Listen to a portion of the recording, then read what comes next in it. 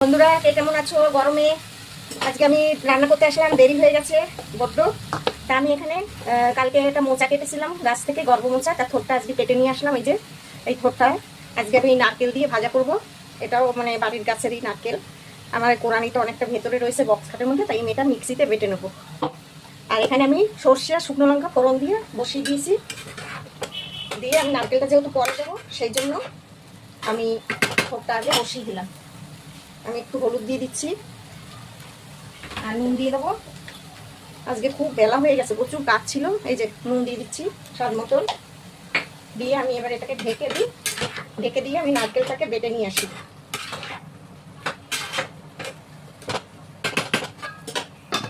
ঢাকা থাক, আমি এবার এই নারকেলটা বেটে নিয়ে আসি। এই যে দেখো বন্ধুরা, থোরটা কি সুন্দর হয়েছে, বুঝেছ? একটা টাটকা থোর তো, একদম নরম হয়ে পুরো গলে গেছে। এই দেখো নারকেলটা ইয়ে করে এনেছি বেটে, এবার এটাকে দিয়ে দিচ্ছি এর মধ্যে।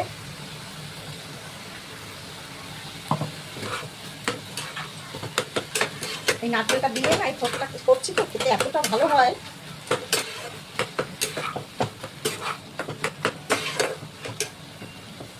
এই যে জলটা আছে, জলটাও শুকোবে, থোরটা একদম নরম হয়ে গেছে, বেশি টাইম লাগবে না। এই দেখো গলে গেছে। আর একটু ঢেকে দিচ্ছি, জলটা শুকিয়ে যাবে। ধরে একটু মিষ্টি দেবো এবারে। থোরটা আমার হয়ে এসছে, ধরে একটু মিষ্টি দিলে খেতে ভালো লাগে। থোরটা একদম গলে গেছে। আমরা বাজার দিয়ে থোর আনি, এতটা মানে নরম হয় না, প্রেসারে ছিটি মারতে হয়, কত কি করতে হয়। এই দেখো আর এত সুন্দর গলেছে। আসলে এটা হয়তো রেখে দিলে আবার এরকম শক্ত হয়ে যেতে পারে। আজকে যেহেতু কেটেই মানে সঙ্গে সঙ্গে রান্না করছি তো, সেই কারণে এতটা গলে গেছে। আর বন্ধুরা, এটা হচ্ছে কাঁঠালি কলার থোর। আর মোচাটা তো বিশাল বড় হয়েছে, একদিন খেয়েছি, এখনো 2 দিন হবে। এটা আর একটু জল আছে, জলটা শুকোবে।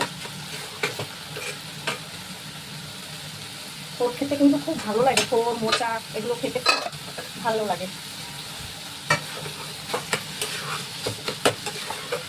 এটা একদম সিদ্ধ হয়ে গেছে, এখন শুধু জলটা শুকোলেই নামিয়ে দেবো হবে। বন্ধুরা দেখো কি সুন্দর হয়েছে থোর ঘন্টটা, নারকেল দিয়ে থোর ঘন্ট করেছি। তা কোনো রকম আমি জল দিইনি, একদম কি সুন্দর সিদ্ধ হয়েছে কি বলবো। দেখো গলে যাচ্ছে পুরো একদম, মানে এই দেখো এই থোরটা মানে খেতে এত ভালো লাগে। ঠিক আছে, এই যে তাহলে থোর ঘন্টটা কেমন হলো তোমরা জানাবে। ঠিক আছে, আর সবাই ভালো থাকবে, আবার দেখা হবে।